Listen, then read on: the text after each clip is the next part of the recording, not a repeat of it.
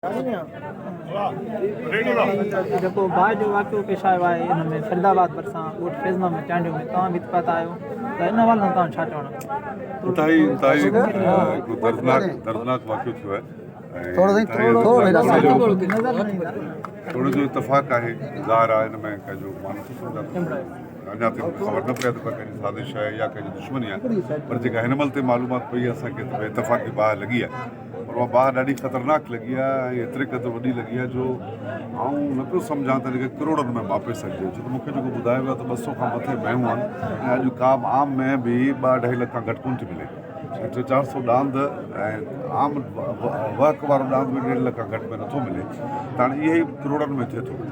या मूंखां अॻु में कुझु देरि अॻु में वज़ीर आला साहिबु CM साहिबु मुरादली शाह साहिबु आया हिते अचण खां पोइ ख़बर पई आहे त 8 माण्हू जेके शहीद थिया 3 अलाए 2 ज़ख़्मी ऐं CM साहिबु जेको ऐलान करे वियो आहे शायदि ख़बर न आहे दोस्तनि जिन जो नुक़सानु थियो आहे असां सभु वारसूं असां लाइ का बि ज़ात पात कोन्हे सभु धरती धणी आहिनि पर 5 लख रुपया शहीद जो ऐं 2 लख रुपया ज़ख़्मी जो माना एतिरो पंधु करे अचे इहो हितां जे माण्हुनि सां चर्चो करणु आहे भोग करणु आहे त 5 लख रुपया असांजे जान जी क़ीमत 5 लख रुपया आहे त पोइ पंजाब में जेकॾहिं कंहिंजो हादसो थिए थो का माई सां कुझु थिए थो त उन ते सॼी हुकूमत उते पहुचे थी सभु कुझु ॾियनि था या बल्दिया में जेके माण्हू खड़िया उनखे छा छा ॾिनो 5 लख रुपया मुआवज़ो हिकिड़े शहीद जो इहो सिंधी माण्हुनि तां हिकिड़ो चर्चो आहे हिकिड़ो भोग आहे ऐं घटि में घटि हा मूंखे सम्झ में कोन थो अचे ऐं चवंदुसि त 5 छो माण्हू जी का बि क़ीमत कोन्हे पर एतिरो त कयो न एतिरो त कयो तव्हां चओ था त मूंखे जेको दोस्तनि ॿुधायो त हू चवंदा था तव्हांजो माल जेको सड़ी वियो आहे तव्हांजो ट्रैक्टर जेके सड़ी विया आहिनि तव्हांजा लखों रुपया पोइ सड़ी विया उनजो अज़ालो कंदासीं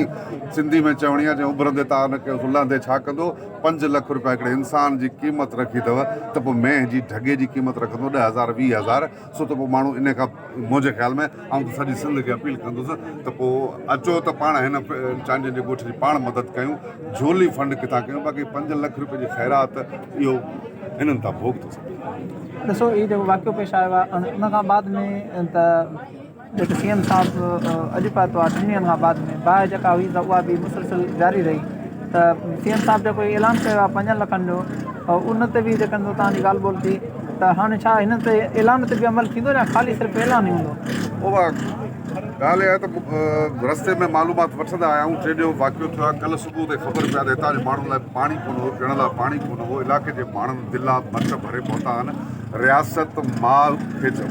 रियासत खे माउ चइबो आहे ऐं माउ उहा हूंदी आहे जेके बचे खे उन वक़्तु हंज में खणे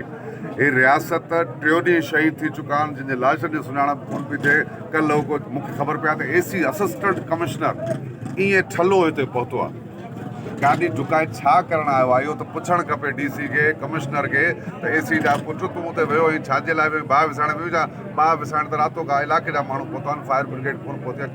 परे आहे ठीकु आहे पर असिस्टेंट कमिश्नर चवंदा कल्ह ठले हथे आयो आहे तंहिंखां पोइ वरी उनखे त हितां जे माण्हू डुकाए कढियो आहे रियासत खे कलो को पहुचणो हो जीअं ख़बर पई सोशल मीडिया ऐं रातो क्यों वीडियो हलियूं पई उन वक़्तु DC या जेके बि उन वक़्तु पहुचणो हो 2 ॾींहंनि खां पोइ आया आहिनि हीअ त क़ौम पाण ॾिसे हिन खाते त 2 ॾींहंनि खां पोइ अची 5 रुपया चंदो ॾिबो आहे न मदरसे मस्जिद खे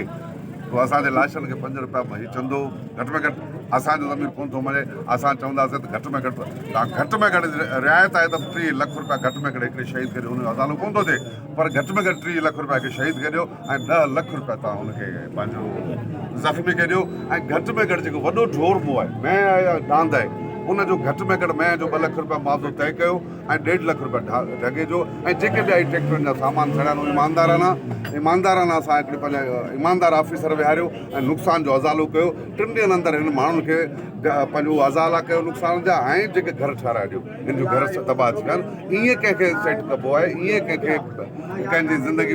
हटनि ते पहाड़ रखबा आहिनि 2-2 लख ॾेई भोग करे वञणा कंहिंजूं कड़ियूं पटे वञणियूं आहिनि कंहिंखे चर्चो करे वञिणो आहे सो आउं सम्झां थो सिंधी क़ौम खे शइ क़बूल कोन्हे साईं तव्हां भला वज़ीर आला जे इन ऐलान मां मुतमिन आहियो त वाकई इन्हनि ग़रीबनि खे भला इहो जेको ऐलान कयो इहो बि मिलंदो या इन जे लाइ रोलड़ शिकार इहो करिणो त इहो हाणे जेकॾहिं 5 लख रुपया त मुंहिंजे ख़्याल में मेहड़ जा रुगो दोस्त मेहड़ जा दोस्त खोड़ अहिड़ा मां सुञाणा थो अरबपति करोड़पति चंदो कंदा त 8 शहीदनि जा 40 रुपया मेहड़ हिकिड़ो कंदो सिंध करोड़ ॾेई सघे थी इहो त सिंध हुकूमत सिंध 7 करोड़ सिंधनि ते हुकुमरानी कंदड़ माण्हू आहिनि ऐं त रोड खां जो ॿ टे दफ़ा असांजूं गाॾियूं वियूं खॾनि में तो इहे 7 करोड़ सिंधनि ते हुकूमत करण लाइ 40 लख रुपया एतिरो पंधु करे आया आहिनि हिते आउं त चवंदुसि दादू मेहड़ वारा या कंबर शदात कोट वारा चंदो कंदा त करोड़ गॾु करे वेंदा इहो इल्ज़ाम न खणणु खपे तव्हांजे माण्हुनि खे 5 लख रुपया